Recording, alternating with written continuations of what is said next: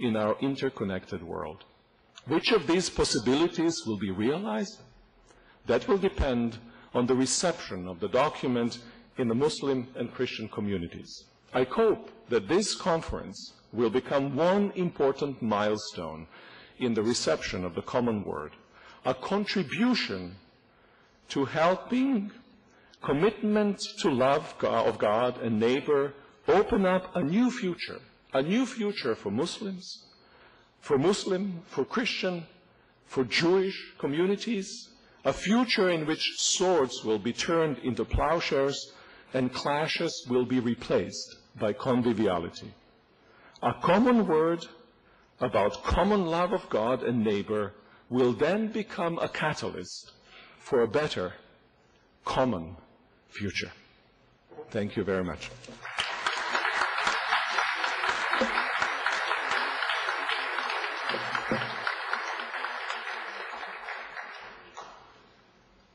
I want to present to you now my dear friend, His Royal Highness, Prince Ghazi.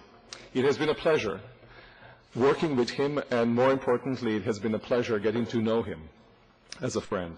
As I've said in my talk, he is a man of deep faith and of extraordinary practical wisdom. I have learned a great deal from him during our exchanges and have been stimulated in many ways to promote both the understanding between Muslims and Christians and also to experience deeper my own Christian faith. Prince Ghazi.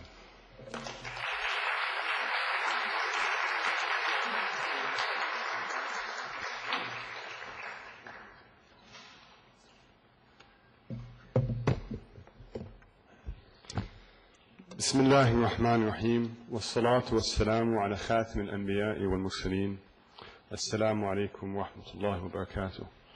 Pax Vobiscum.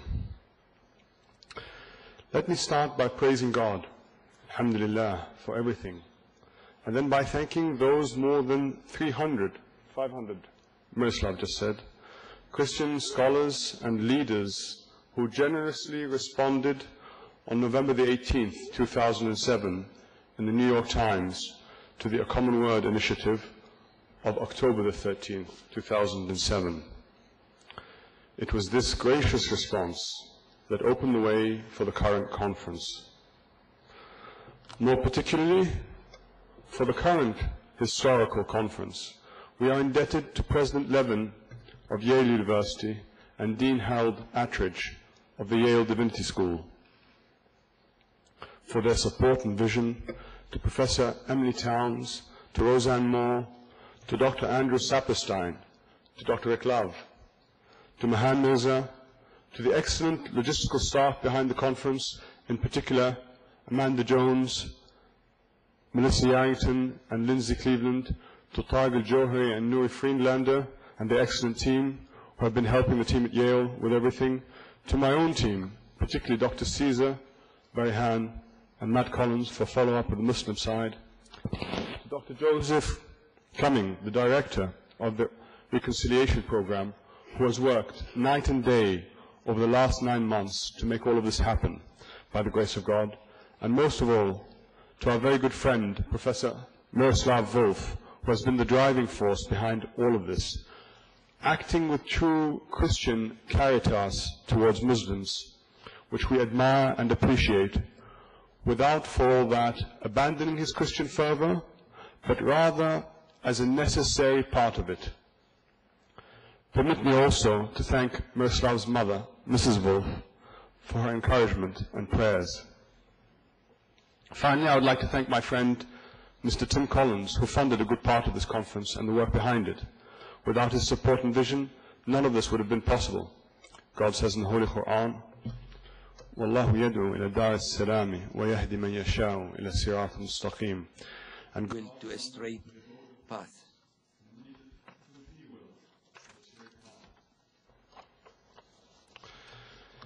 This conference is in fact the first of a number of important events and meetings based on a common word, including, God willing, meetings at Cambridge University and Lambeth Palace in October, the Vatican in November, Georgetown University in March 2009, and possibly, inshallah, the baptism site in Jordan in 2009 or 2010. I would like to say here at the onset that in sending out the Common Word missive, that the intention in sending out the Common Word missive was simply to try to make peace between Muslims and Christians globally. It was and is an extended global handshake of religious goodwill, friendship and fellowship, and consequently of interreligious peace.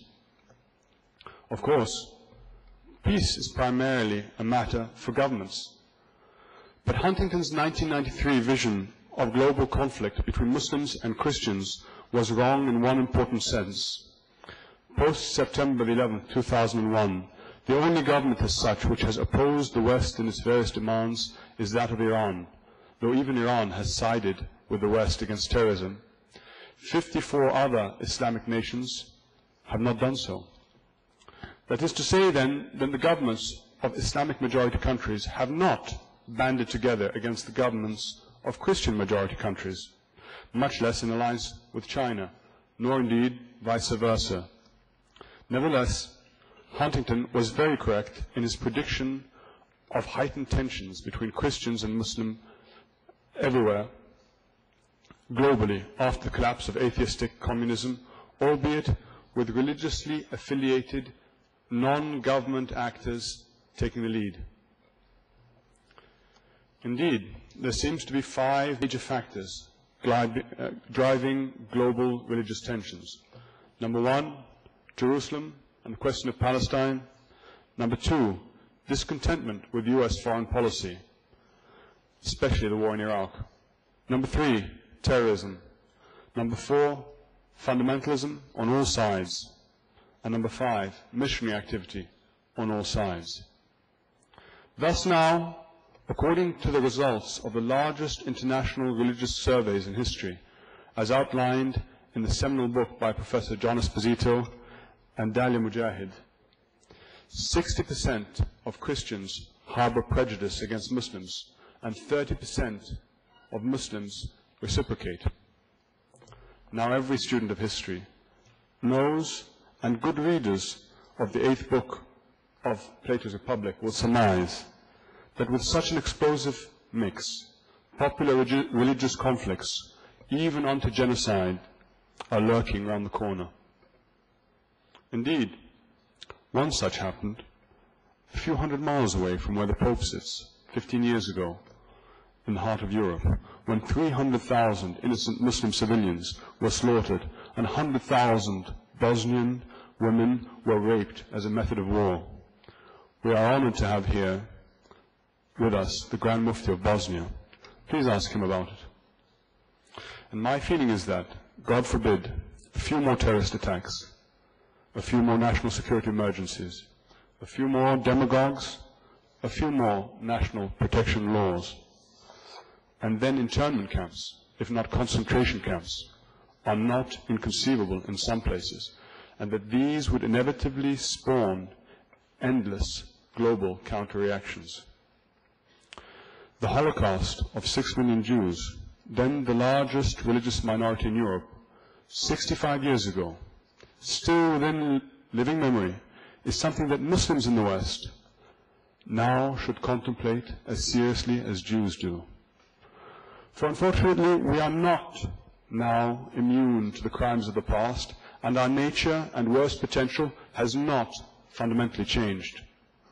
Moreover, as the Gallup survey showed, we are now actually at the stage where we, as Christians and Muslims, routinely mistrust, disrespect, and dislike each other, if not popularly and actively rubbish, dehumanize, demonize, despise, and attack each other. This is the stage where Hutus and Tutsis, both Christian tribes by their own confessions, were at in Rwanda before the popular genocide by machete of nearly 1 million people in 1994. How much easier would it be for Muslims and Christians who have been fighting for over a millennia